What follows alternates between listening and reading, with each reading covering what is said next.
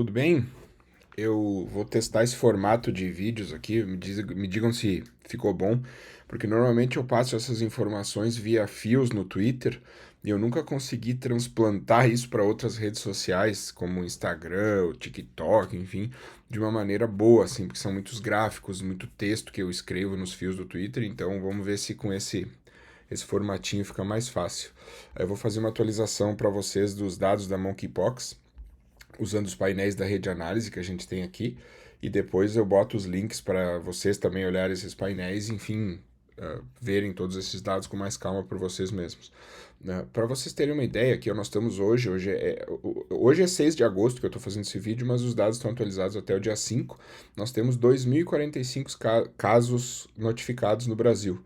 Em dia 1º de agosto a gente tinha 1.390, né? Então tá aumentando bastante. E aí, aqui o que dá para olhar? Isso aqui é uma coisa interessante. Vocês veem que no começo a gente tinha alguns bolsões aqui, 100 casos notificados, e eles foram diminuindo, né? Ou seja, o aumento tá claro, tá mostrando como tá aumentando rápido. E aí a gente também pode ver isso aqui, ó. A gente chegou a 1.000 casos no dia 27 de julho, isso foi há 9 dias. E agora nós estamos com 2.000, então dobrou em 9 dias. Isso é um aumento bastante significativo, né?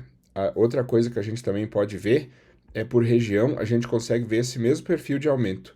Aqui é a região centro-oeste, tem muito menos casos, a gente vê que praticamente todos os casos estão no estado de São Paulo, ainda, né, os casos notificados, mas quando a gente olha o perfil de aumento da região centro-oeste, a gente percebe isso claramente. Né? Aqui, para vocês terem uma ideia, no dia 1º de agosto, que é outra atualização que eu fiz, tá lá no Twitter, se vocês quiserem ver, a gente tinha 42 casos, então dobrou, né, nesses últimos 4 dias, mais ou menos, aqui na região centro-oeste. Quando a gente olha a região sul, o mesmo perfil de aumento. Quantos casos a gente tinha no dia 1º de agosto? 33. Então, praticamente dobrou de novo, né? Estamos nesse mesmo perfil de aumento. A gente dá uma olhada em algumas outras regiões, que nem, por exemplo, a região norte, ó, 6 casos, muito menos. Mas quando a gente olha o perfil de aumento dos casos, a gente vê que a partir de uma certa data começa a ter um estouro. E quantos casos a gente tinha dia 1º de agosto? 3. Então é bem menos, é um número bem menor, mas também dobrou. E normalmente no começo a gente tende a dizer, é pequenininho, então deixa assim. Daí quando chega em 1.000, 2.000, aí é que a gente se apavora, mas o perfil de aumento ele tá muito significativo.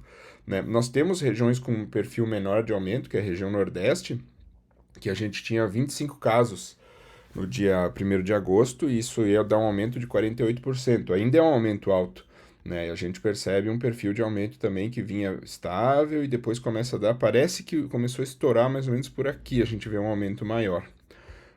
Na região sudeste nem se fala, né? 1.859 casos, 81% deles em São Paulo.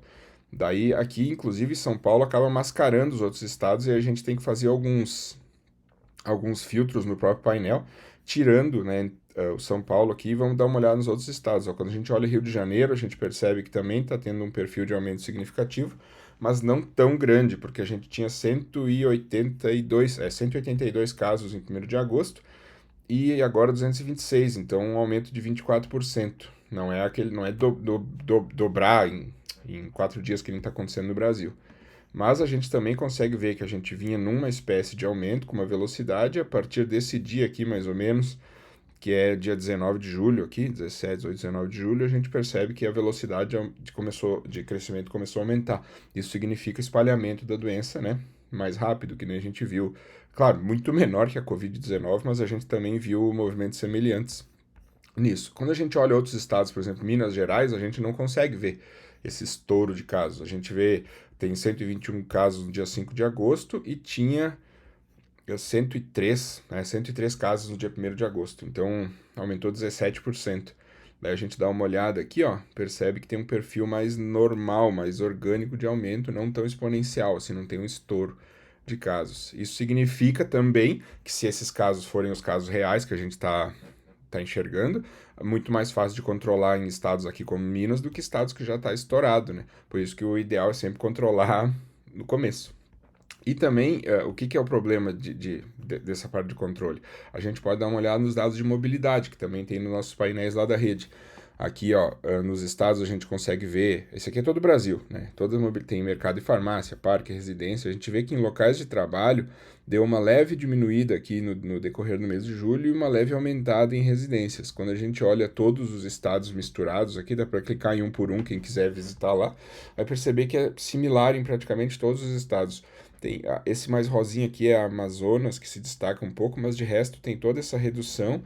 Isso, sei lá, talvez uma hipótese de ser um leve aumento de home office, porque caiu em locais de trabalho, subiu em residências, mas quando a gente olha, os outros estão estáveis, né? Comércio e lazer, transporte público está mais ou menos estável. E tem até um aumento em parques também, mas isso pode ser coisas específicas de cada estado, isso sim. E quando a gente olha a monkeypox no mundo, o que a gente percebe? 28.439 casos, é caso pra caramba, né? E está crescendo nesse mesmo perfil de aumento. Para vocês terem uma ideia, quando é que a gente tinha 14 mil casos, que foi para dobrar para 28 mil, foi no dia 19 de julho. Né? Isso faz 15 dias, do dia 19 de julho até 5 de agosto, dá 15 dias. Em 15 dias passou de 14 mil para 28 mil casos. Então é um absurdo, né? Esse número aqui, a gente tem que cuidar. E o que a gente pode fazer agora? O que é o nosso papel? É se informar, entender como é que transmite, ler, tem muitos fios, inclusive eu vou deixar um compiladão de vários fios que tem no Twitter, que eu acredito que é uma das redes sociais que tem a melhor facilidade de informar esse tipo de informação, assim, porque eu estou tentando esse formato de vídeo para conseguir passar isso para mais redes sociais, para mais pessoas, porque o que a gente precisa agora é informação. Né? A gente tem que entender como transmite, entender os sinais, como fazer, o tempo de isolamento, tudo isso. Então tem especialistas, né, infectologistas, biomédicos, tem o pessoal da rede todo, pode ajudar muito vocês para entender o que está acontecendo e se informar melhor e inclusive pegar essa informação e repassar para outras pessoas, para a gente não ficar com esse mar de dúvidas e confusões. Com isso a gente consegue combater. E a gente também precisa, óbvio, né, de políticas públicas, né? Não é sozinhos que a gente vai virar o jogo. A gente precisa de políticas públicas de saúde e controle. Então eu acredito que é isso, pessoal. Eu tentei fazer rápido para não ficar muito maçante e me digam se faz sentido atualizações nesse formato que eu posso começar a fazer para vocês. Tá bom? Um abraço e até mais.